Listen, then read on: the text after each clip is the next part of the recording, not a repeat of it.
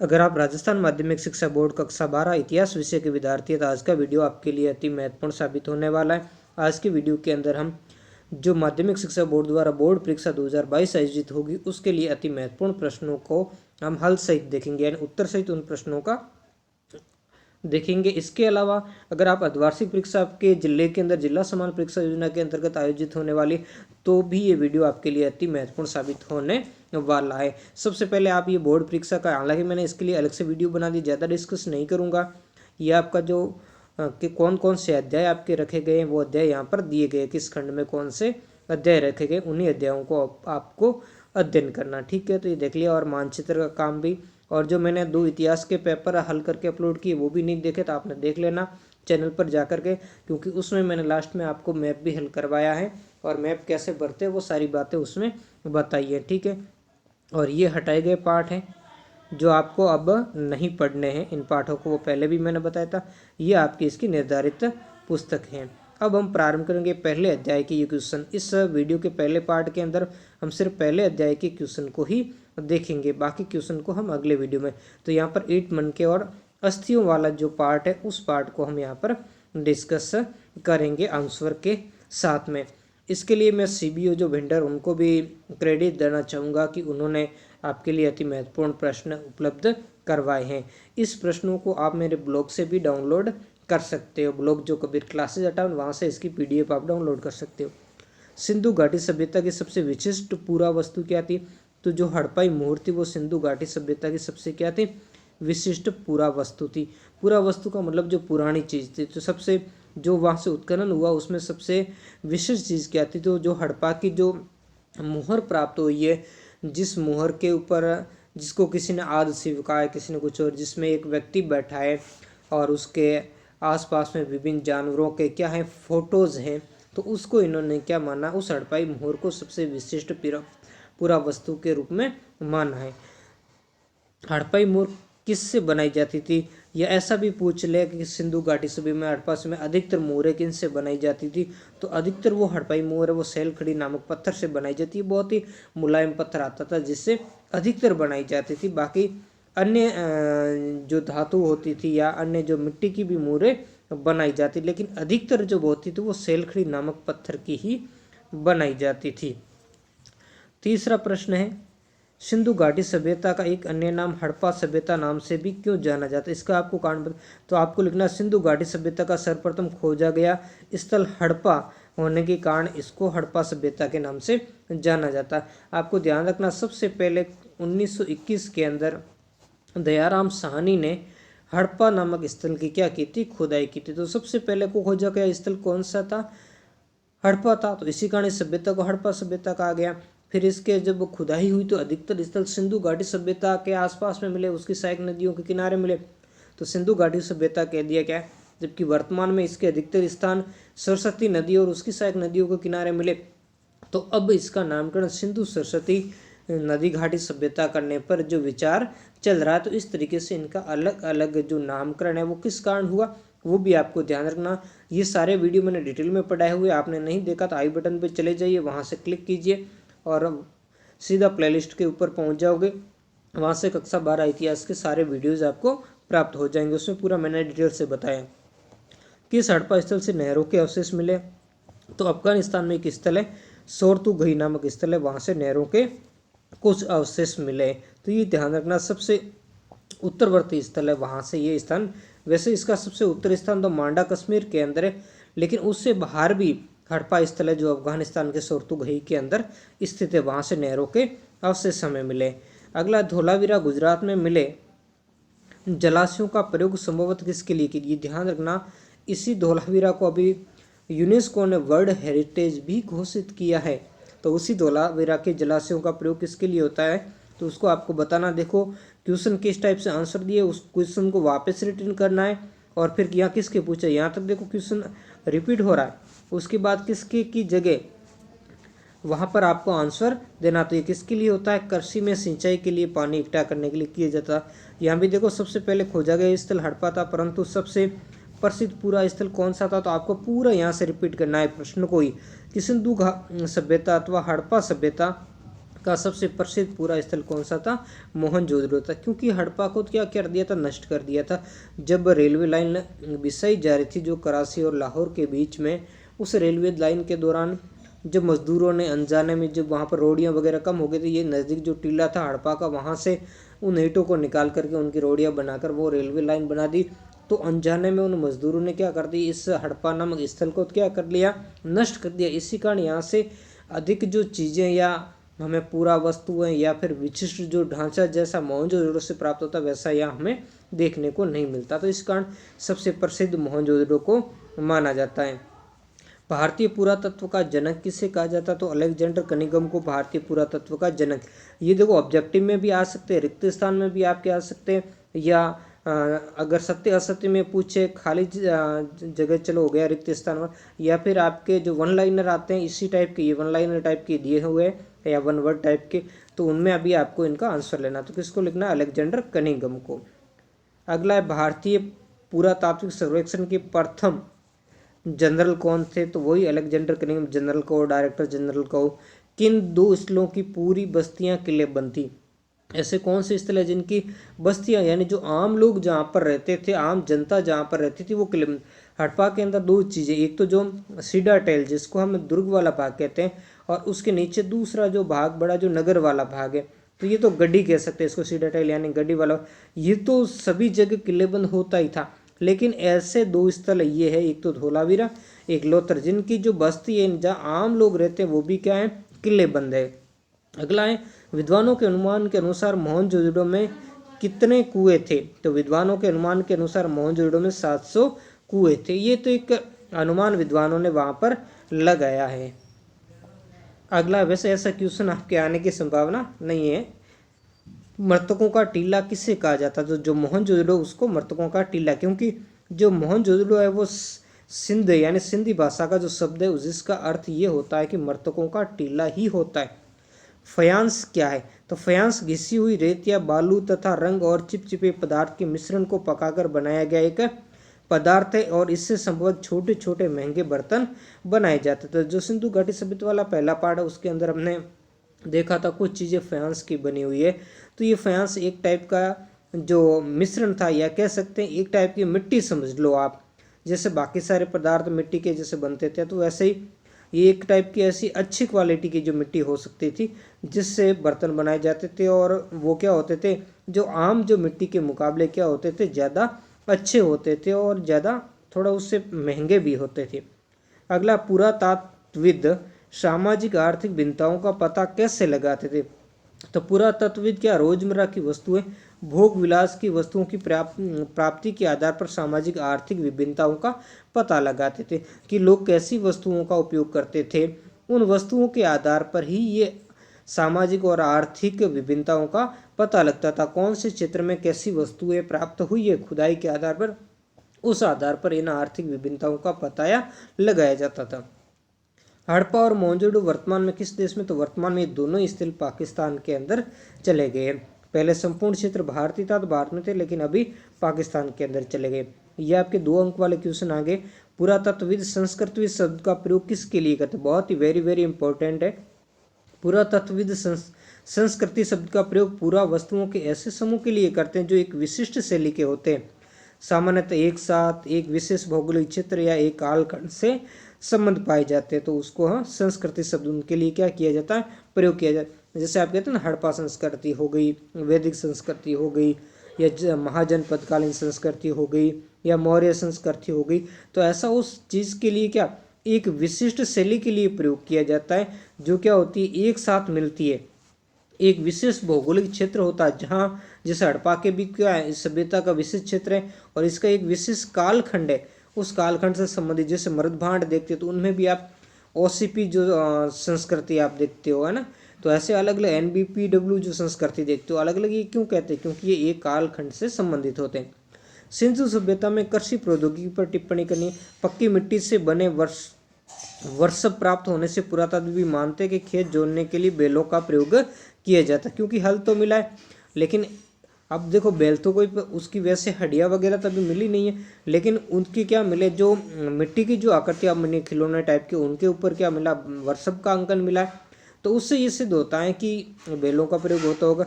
साथ ही चोलिस्तान जो पाकिस्तान वाला रेगिस्तान क्षेत्र है अपने राजस्थान से लगता हुआ कई स्थलों और बनावली जो हरियाणा से मिट्टी के जो बने हल के प्रतिरूप मिलने से ये स्पष्ट है कि बैलों द्वारा खेती होती थी। ये ध्यान रखना, छोटा क्वेश्चन भी आ सकता है कि कहाँ से मिट्टी का बना हल का प्रतिरूप मिला है, तो बनावली जो हरियाणा के अंदर है वहाँ से मिला है। अगला 17वां क्वेश्चन देखेंगे।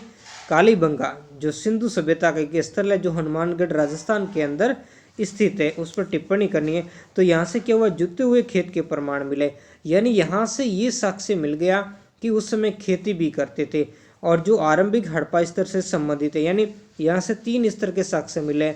आरंभिक हड़प्पा स्तर और उत्तरकालीन हड़प्पा स्तर, तीनों काल के जो साक्ष्य कालीबंगा से मिले।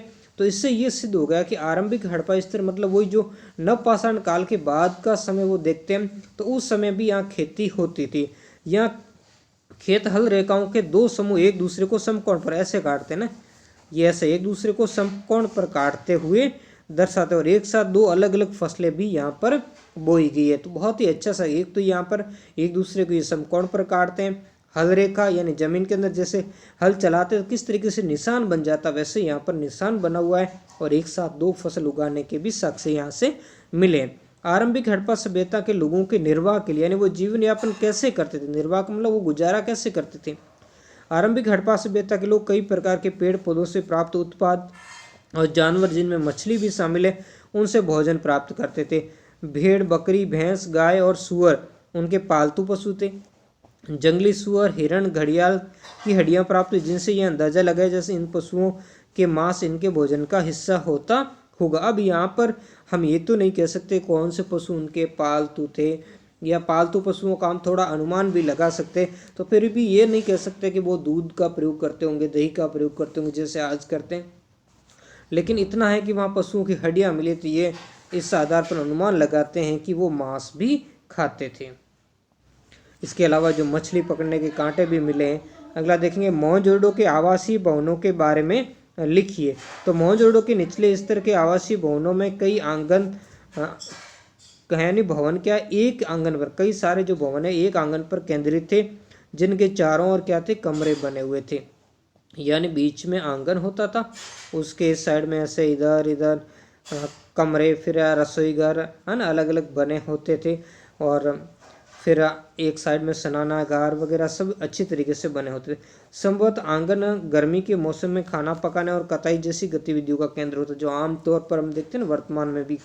यहाँ लोग एकांत को भी महत्व देते थे, क्योंकि भूमि तल पर बनी दीवारों में खिड़कियाँ नहीं थी, तो इसलिए तो कोई आजू बाजू के लोग भी प्राइवेसी का उल्लंघन नहीं कर सकते थे, तो इसलिए एकांत में रह करते ऐसा लगता है यहाँ पर। और न ही यहाँ के भवनों के बाहर से सीधा देखा जा सकता है, यानी इसकी दीवारें भी बड़ी ऊंची होती थी। हर घर में ईंटों के फर्श से बना एक स्नानागार, बहुत स्वच्छता का भी ध्यान रखते थे। अगला, सिंधु घाटी सभ्यता की जल निकास प्रणाली किस प्रकार थी। तो सिंधु घाटी सभ्यता के शहरों की सबसे अनूठी विशेषताओं में से एक ध्यानपूर्वक सुनियोजित जल निकास प्रणाली थी।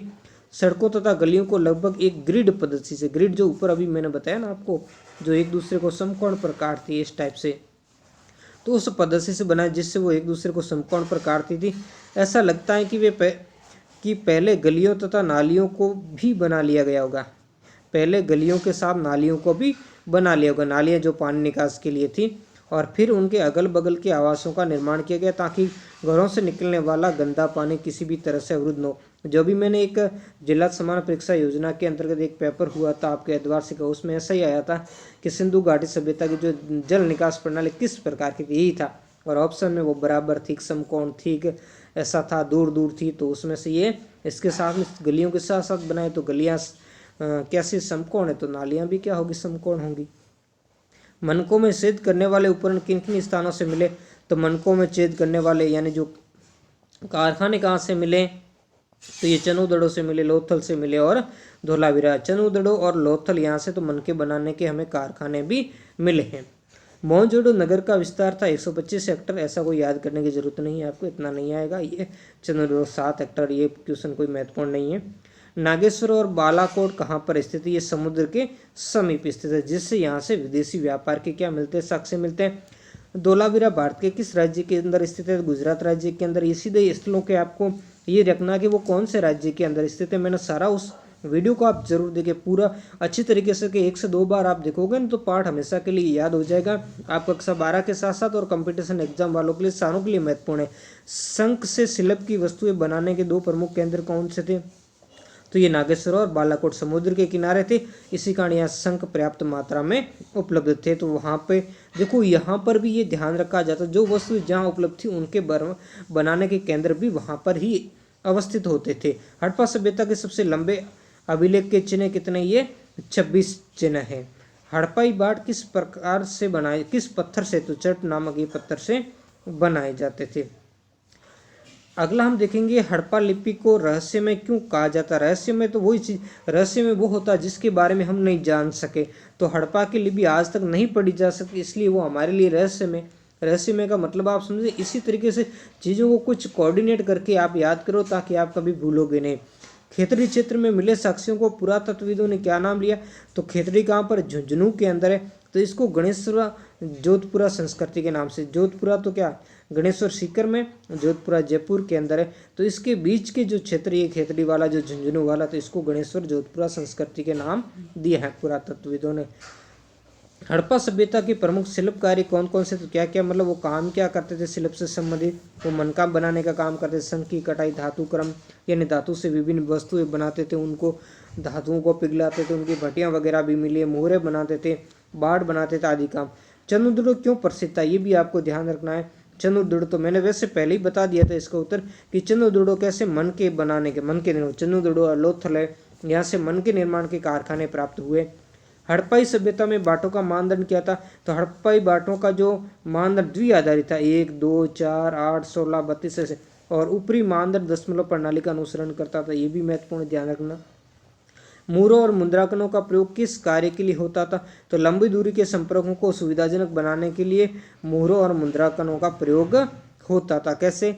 लंबी दूरी के जो संपर्क है उनको सुविधा, जैसे मोहरें लगी होगी तो एक तो चीज़ की क्या होगी, चीज़ के अंदर बीच में किसी ने हेरा फेरी नहीं की होगी, चीज़ की प्रमाणिकता भी उससे क्या होती थी? सिद्ध होती थी। अगला है, उत्तर हड़प्पा और अनुवर्ती हड़प्पा किससे कहा जाता है? अब देखो ध्यान से समझना, पूरा वस्तुएं और बस्तियां हड़प्पाई संस्कृति में एक ग्रामीण जीवन शैली की ओर संकेत करती है। तो इन संस्कृतियों को उत्तर हड़प्पा अथवा अनुवर्ती हड़प्पा संस्कृतियां कहा जाता है, क्योंकि हड़प्पा सभ्यता एक नगरीय सभ्यता थी, वो नगरीय जीवन शैली की ओर संकेत करती है, जबकि उत्तर हड़प्पा या अनुवर्ती जो हड़प्पा संस्कृतियां हैं वो एक ग्रामीण जीवन शैली की ओर संकेत करती है। मतलब ये ग्रामीण संस्कृतियां थी, ये इनमें क्या है? फर्क है। हड़प्पाई बस्तियों के अंत होने के क्या कारण हो सकते हैं? मतलब हड़प्पा सभ्यता के नष्ट होने का क्या कारण है? ये इसका मीन्स है। जलवायु परिवर्तन हो सकता है। अब जैसे वहाँ नदियाँ वगैरह थी, वो नदियाँ सूख गई होगी या नदियों ने अपना रास्ता बदल दिया होगा, वनों की अत्यधिक कटाई हो गई, इससे वो क्षेत्र बंजर बन गया होगा, अत्यधिक बाढ़ आई, जैसे बाढ़ के भी साक्ष्य मिले, जिससे वो पूरा क्षेत्र क्या हो गया? नष्ट ही हो गया, नदियाँ सूख गई होगी, या नदियों ने मार्ग बदल दिया होगा, और भूमि का अत्यधिक उपयोग हो गया होगा, तो इस कारण वो भूमि उपजाऊ नहीं रही, इसी कारण वो लोग दूसरी जगह क्षेत्र छोड़ गए होंगे। यहाँ पर हमले का भी नहीं बता, कई जगह से कहा कि आर्यों का आक्रमण हुआ है, ऐसी बातें भी यहाँ पर की गई है। भारतीय पुरातात्विक सर्वेक्षण के पहले डायरेक्टर जनरल तो अलेक्जेंडर कनिंघम, जो मैंने कहा ना अलग अलग, ये तीसरा प्रश्न है थोड़ा, और तीनों ही प्रश्न थोड़े अलग अलग टाइप के पूछे गए, तो आप इस चीज़ से ध्यान रखें। 19वीं शताब्दी के मध्य पुरातत्वविद अपने अन्वेषणों के मार्गदर्शन के लिए प्रयोग करना पसंद करते थे, तो लिखित स्रोतों को प्रयोग करते थे, साहित्य और अभिलेख का प्रयोग अधिक पसंद करते थे। क्यों पसंद करते थे? ये ध्यान रखना। देखो, मौखिक की अपेक्षा लिखित साहित्य क्या करता है? प्रामाणिक होता है, तो इसी कारण वो प्रामाणिक साधन होने के कारण इन लिखित स्रोतों, साहित्य और अभिलेखों का प्रयोग अधिक रूप से पसंद करते थे। कनिंघम ने प्रारंभिक बस्तियों की पहचान के लिए कौन से वृत्तांतों का प्रयोग किया? तो 4वीं से 7वीं ईस्वी शताब्दी के बीच उपमहाद्वीप में आए चीनी बौद्ध तीर्थयात्रियों द्वारा छोड़े गए वृत्तांतों का क्या किया गया? प्रयोग किया। तो उससे क्या हुआ? उनसे जो वृत्तांत है उन वृत्तांतों का प्रयोग करके इन बस्तियों की क्या की? पहचान की। हालांकि बाद में जैसे जैसे खोज होती गई तो इस कनिंघम की थ्योरी भी यहाँ पर उल्टी पड़ने लगी थी। पूरे विश्व के समक्ष सिंधु घाटी में एक नवीन सभ्यता की खोज की घोषणा कब और किसने की थी? बड़ा ही महत्वपूर्ण क्वेश्चन है। तो 1924 में भारतीय पुरातत्व सर्वेक्षण के जो डायरेक्टर जनरल थे जॉन मार्शल ने की थी। पूरे विश्व के समक्ष सिंधु घाटी में एक नवीन सभ्यता की खोज की घोषणा की थी। हालांकि 1921 में हड़प्पा और 1922 में मोहनजोदड़ो की खुदाई प्रारंभ हो चुकी थी, उनकी खोज हो चुकी थी, लेकिन उससे 2 साल बाद जॉन मार्शल ने क्या की थी, इसकी विश्व के समक्ष एक नई सभ्यता की क्या की थी, घोषणा की थी, और उसका नामकरण भी हड़प्पा सभ्यता किया था। The story of Indian archaeology के लेखक कौन है? एस.एन. राव है। हड़प्पाई पुरावस्तुओं में असाधारण एकरूपता का उदाहरण देखिए क्या है, तो हड़प्पाई पुरावस्तु में असाधारण एकरूपता को हिले जैसा कि मृत भांडों में देखने को मिलता, मोहरों में देखने को मिलता, बाटों में देखने को मिला। ईंटों बाटों वाला तो हमने ऊपर देख लिया। महत्वपूर्ण बात यह कि ईंटें जिनका उत्पादन स्पष्ट रूप से किसी एक केंद्र पर नहीं होता था, लेकिन जम्मू से गुजरात तक पूरे एक समान थी, मतलब वो 4:2:1 में थी, तो सब जगह इसी अनुपात में ईंटें क्या हुई है, पाई गई है। फिर बाटों का हमने देख लिया था 1:2:4:8 ऐसे अनुपातों के अंदर पाई गई या दशमलव रूप से जिसके ऊपरी दी आधारित थी। तो ये एक रूपता जो है वहां पर असाधारण रूप से हमें देखने को मिलती है, जो कि इसे एक संस्कृति का केंद्र सिद्ध करती है, नहीं तो सारी चीजें अलग अलग हो जाती। हड़प्पाई सभ्यता के पतन होने के क्या कारण हो सकते हैं? तो एक सुदृढ़ एकीकरण के तत्व संबंध हड़प्पाई राज्य का क्या हो गया होगा, अंत हो गया होगा। मोहरों की लिपि, विशिष्ट मनकों और मृतभांडों का लोप हो गया होगा। जो मानकीकृत बाट प्रणाली थी उसके स्थान पर स्थानीय बाटों का प्रयोग, जिससे शहरों का क्या हो गया होगा, पतन हो गया, या लोगों ने शहरों को छोड़ दिया होगा। तो उन सबसे ये कहते हैं कि हड़प्पाई सभ्यता के ये कुछ कारण हो सकते हैं जिनके हड़प्पाई सभ्यता का पतन हो गया, यानी वो सभ्यता नष्ट हो गई।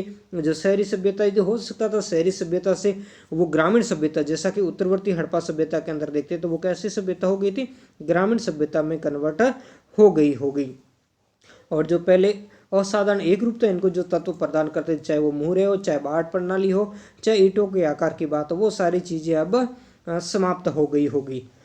पुरातत्व के अन्वेषण के लिए कौन कौन सी आधुनिक वैज्ञानिक तकनीकों का प्रयोग किया जाता है? तो वे आधुनिक वैज्ञानिक तरीकों का प्रयोग करते हैं, जैसे मिट्टी, पत्थर, धातु की वस्तुएं, वनस्पति और जानवरों के अवशेष प्राप्त करने हेतु सतह का अन्वेषण करते, और साथ ही उपलब्ध साक्ष्य द्वारा हर सूक्ष्म टुकड़े का वो क्या करते थे, विश्लेषण करते थे। एक तो सतह का अन्वेषण, फिर वहां से जो भी वस्तुएं प्राप्त हुई है, चाहे वो कैसा छोटा बड़ा टुकड़ा, उसका वो विश्लेषण करते थे और उसके आधार पर अनुमान लगाते थे।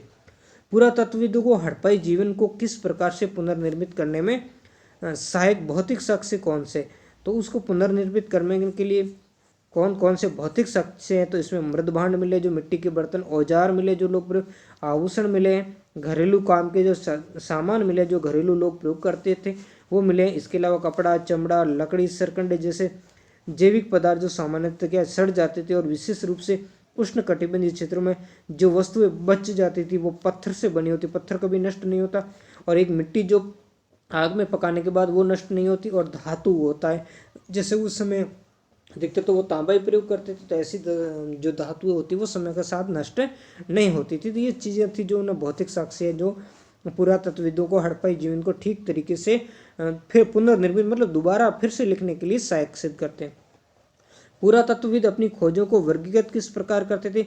तो वर्गीकरण का एक सामान्य सिद्धांत प्रयुक्त पदार्थों जैसे पत्थर, मिट्टी, धातु या अस्थि यानी हड्डियां और हाथी दांत आदि के संबंध में होता था। दूसरा और अधिक जटिल है, उसकी उपयोगिता के आधार पर होता था। तो कैसे पुरातत्वविदों को यह तय करना पड़ता था कि उदाहरणतः कोई पुरावस्तु एक औजार है या वो एक आभूषण है या फिर वो दोनों है, क्योंकि वो लोग पता तो नहीं वो किस रूप में उसका प्रयोग करते होंगे, अथवा अनुष्ठान कार्यों के लिए यानी अनुष्ठान के अंदर जो कार्यों के लिए प्रयोग करने वाली कोई वस्तु होगी।